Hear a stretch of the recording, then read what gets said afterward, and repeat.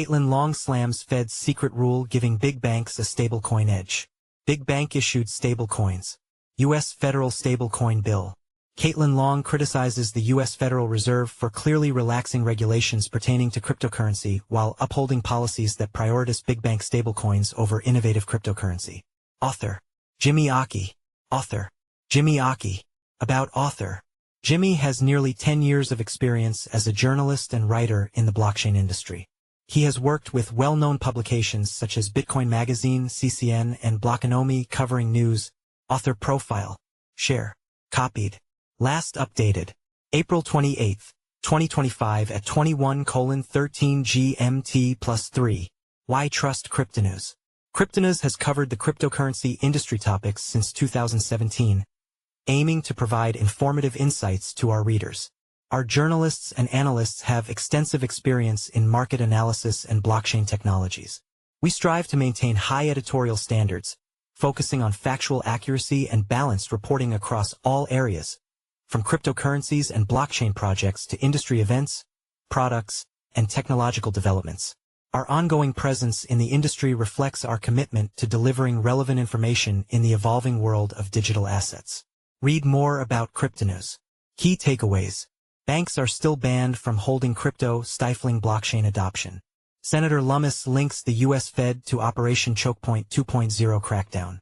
Caitlin Long, CEO of Custodia Bank, accused the U.S. Federal Reserve of pretending to support crypto while quietly favoring big banks.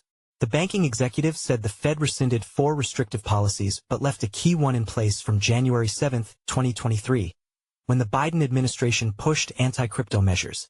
Why did the Fed keep one key anti-crypto rule? According to a detailed April 27 thread on X, Caitlin Long explained that a key U.S. Fed rule is quietly making it difficult for banks to get directly involved in crypto. She broke it down into 3 simple points. First, banks are not allowed to hold crypto for themselves, not even to cover small transaction fees like gas fees needed to process blockchain transactions. Second, banks are not allowed to create stablecoins on open, public blockchains like Ethereum. Third, the Fed still strongly prefers private blockchains controlled by big banks, even though other regulators like the OCC and FDIC have moved away from that idea. Long warns that this gives big banks a major advantage. They can launch private stablecoins while everyone else must wait for the new stablecoin bill to take effect. The rule creates deeper problems for banks offering crypto custody services. When providing custody, banks must estimate gas fees before executing on-chain transactions. If fees increase above their estimate, the transaction fails. Current rules prevent banks from paying these extra fees themselves, creating a major operational problem. Custodians typically break large balances into smaller ones as a safety measure. But these internal transfers also require gas fees that banks can't cover, effectively pushing them away from the custody business entirely. Are private blockchains the Fed's hidden agenda? This debate started after the U.S. Federal Reserve, on April 24, announced the withdrawal of major pieces of guidance that had discouraged banks from engaging with crypto and stablecoins. First, the Fed rescinded its 2022 letter requiring banks to notify before starting crypto activities. Second, it withdrew 2 2023 statements warning banks against working with potentially fraudulent crypto entities. Finally, it canceled a 2023 letter restricting state banks from issuing stablecoins. The Fed originally implemented these rules to protect financial stability, consumers, and banking system integrity. The move was seen as the Federal Reserve's first big step on crypto under the Trump administration, which has promised to make the U.S. more crypto-friendly and to support innovation. The announcement received mixed reactions. Michael Saylor, the founder of Strategy, the largest corporate holder of Bitcoin, welcomed the announcement as he noted that banks were now free to support Bitcoin. Long offered a completely different view. She argued that the Fed's move was mainly a PR spin that fooled many smart people. She pointed out that the Fed's press release listed all guidance it dropped but strategically avoided mentioning what it kept in place. Long also noted the White House praised the Fed's actions, seemingly unaware of what actually happened. She suggested this raises questions about what the White House expected, what the Fed promised to do, and current Fed-White House relations. Could state laws undermine the Fed's control over crypto? While Long focuses on the Fed's technical restrictions, the battle extends to Congress as well. The clash between federal control and state-level innovation continues to intensify. U.S. Senator Cynthia Lummis warns the crypto industry not to celebrate too early after the Federal Reserve has pulled back some crypto rules. Lummis, often called crypto's savior and Bitcoin's godmother, strongly supports crypto innovation. She led efforts like the Bitcoin Act and the Strategic Reserve Bill, both introduced in July 2024. In a detailed X post, Lummis said the Fed's move is mostly lip service, echoing Long's concerns. She explained that the Fed continues using reputational risk to control banks unfairly. Lummis highlighted that Section 9(13), an important part of the Fed's policies, remains in place. The Fed still labels Bitcoin and digital assets as unsafe and unsound.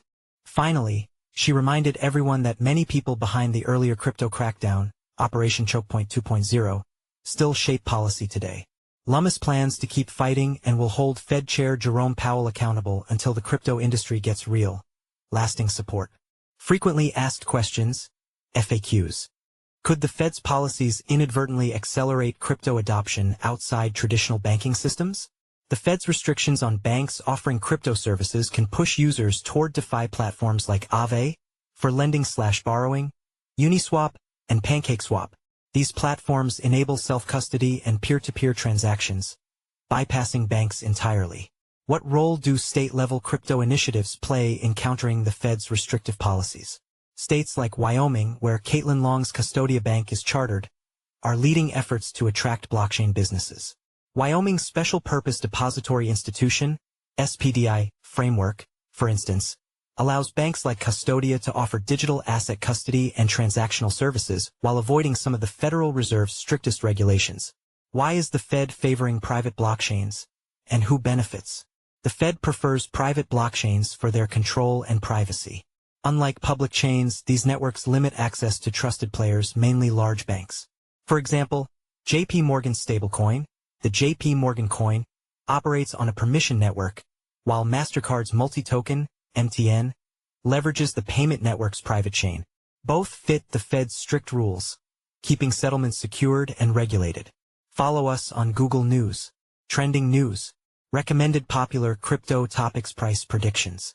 How Tether co-founder William Quigley views crypto regulations in Trump's second term. Trump appoints PayPal veteran David Sachs as White House AI and crypto czar expert makes bold claim.